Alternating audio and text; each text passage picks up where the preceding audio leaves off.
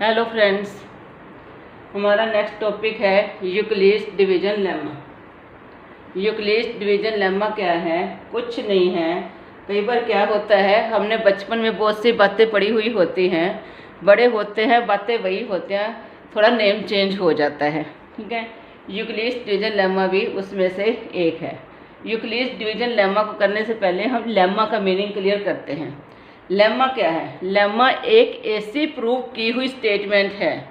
Lemma क्या है? ऐसी प्रूव की हुई स्टेटमेंट है जिसकी हेल्प से हम दूसरी स्टेटमेंट को प्रूव करते हैं।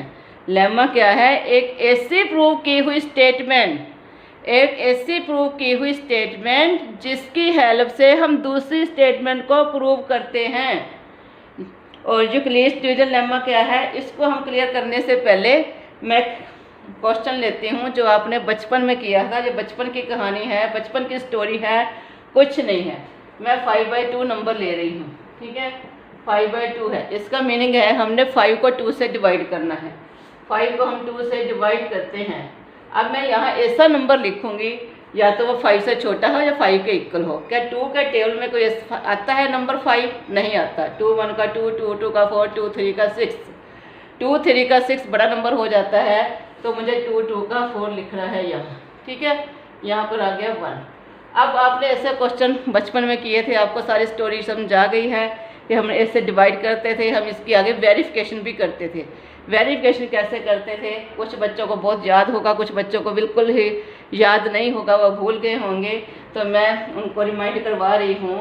तो इसमें क्या है, जो हम इस डिवीजन के अंदर लिखते थे उसको क्या कहते थे? डिविडेंड। जो इसके अंदर लिखा जाता था उसको कहा जाता था डिविडेंड। जिससे हम डिवाइड कर रहे हैं उसको क्या कहा जाता है? डिवाइजर। ठीक है, और डिवाइड करने के बाद जो आता है उसको क्या कहा जाता है? कोशेंट। जो नीचे रह जाता है रिमाइंडर। ठीक है, क्या उससे कोशेंट और से रिमाइंडर। 8 में 5 क्या हुआ मेरा? डिविडेंड। 2 क्या हुआ मेरा? डिवाइजर। ये 2 क्या हुआ? कोशेंट। और 1 क्या हुआ? रिमाइंडर। ठीक है, ये से। और आपने ये भी सीखा होगा कि हम इसकी वेरिफिकेशन भी करा करते थे कि हमारा ये आंसर सही है या नहीं। इसकी वेरिफिकेशन हम कैसे करते थे? इस वजह से करते थे ना, dividend equal to divisor into quotient plus remainder, यही करते थे।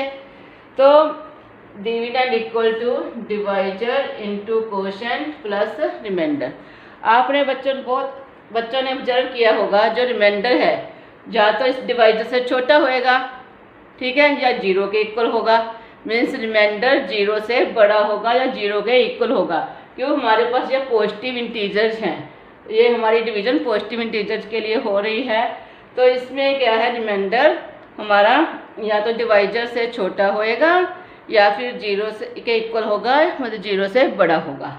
ये देखो, इसी को देखते हुए, इसी को पहचान करते हुए, इसी को उसने अच्छे ढंग से बारीकी से देखा और उसने सोचा क्यों ना मैं इसको एक नया नेम दे दूं।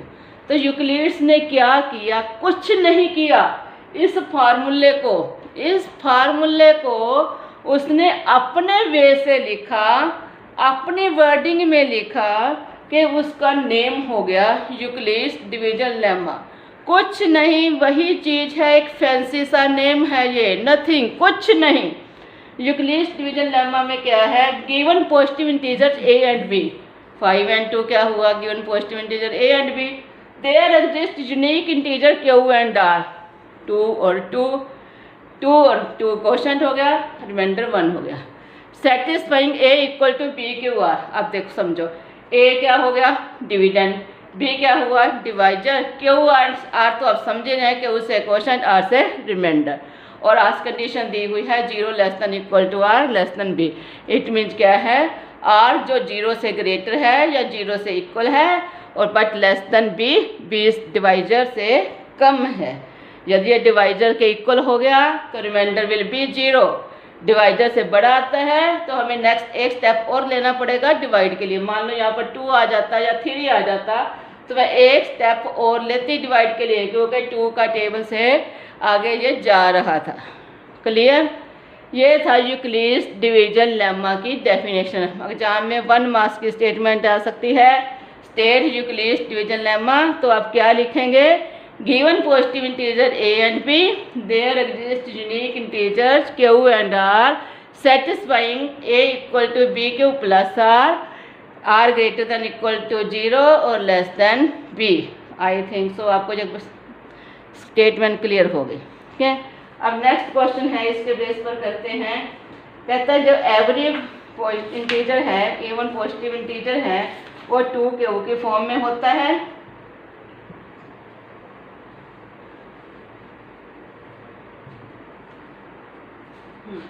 आगे की स्टेटमेंट है, शो करना है एवरी पॉजिटिव इवन इंटीजर। आगे की statement, every positive even integer, जो एवरी पॉजिटिव इंटीजर है, इवन इंटीजर है, ये जो फॉर्म वो 2q के फॉर्म में है। एवरी पॉजिटिव ओड इंटीजर है, वो 2q प्लस 1 के फॉर्म में आता है। Where q is some integer, q क्या है हमारा, सम इंटीजर है, q सम इंटीजर है। क्लियर, ये चीज़ है, इसको हम प्रूव करते हैं। ठीक है, अब आपके पास ये क्लियर है, एवरी पॉजिटिव इंटीजर, जो एवरी पॉजिटिव इवन इंटीजर है 2q के फॉर्म में। क्लियर ही हो रहा है, 2q मतलब 2 से मल्टीपल है तो इवन ही आ रहा है। 2q प्लस 1 है तो इट मीन्स क्या हुआ, किसी भी देखो इवन नंबर में आप ओड नंबर ऐड करोगे, ये भी याद रख लेना, इवन में आप ओड ऐड करते हो, क्या आंसर आता है, ओड। इवन नंबर में आप ओड नंबर ऐड करते हो, आंसर विल बी ओड। करके देख लीजिए, ये 8 प्लस 1 9, कहीं से भी दे लीजिए, 12 प्लस 13 25।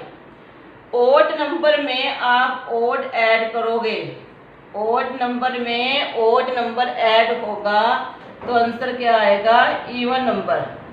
ओड नंबर में ओड नंबर ऐड होगा तो आंसर क्या आएगा, इवन नंबर। जैसे 3 प्लस 5 8, कहीं से भी ले लीजिए, 71 प्लस 81 कितना हो गया, 152। ठीक है, अब इस तरह every positive even integer of the form 2q है। ठीक है, यहाँ से हमारा क्या क्लियर हो रहा है, यूक्लिड्स डिवीजन लेमा से हमारे पास क्या है, a equal to b q plus r है। क्लियर, यूक्लिड्स डिवीजन लेमा को यूज करना है। यूक्लिड्स डिवीजन लेमा में क्या है, a equal to b q plus r. अब क्लियरली देखो, b q plus r, b क्या हो गया आपके पास 2, बी क्या हुआ 2। अब हमारी आर की वैल्यू क्या है, बी से लेस है बट आर से क्या है, बट आर की वैल्यू क्या है, बी से लेस है पर 0 से ग्रेटर है, तो आर की वैल्यू क्या आ गई 0 1। 2 या से 2 तो ले नहीं सकते क्योंकि लेस देन बी लिखा हुआ है। अब मैं इसमें टर्न बाय टर्न ये वैल्यू फिलअप करती हूँ। आर इक्वल टू 0 है तो ए इक्वल टू कितना आ जाएगा 2q। आर इक्वल टू 1 है तो ए इक्वल टू कितना आ जाएगा 2q प्लस 1। हो गया, देखो ओड नंबर के लिए ओड नंबर आ गया, इवन नंबर के लिए इवन नंबर आएगा। क्लियर, ये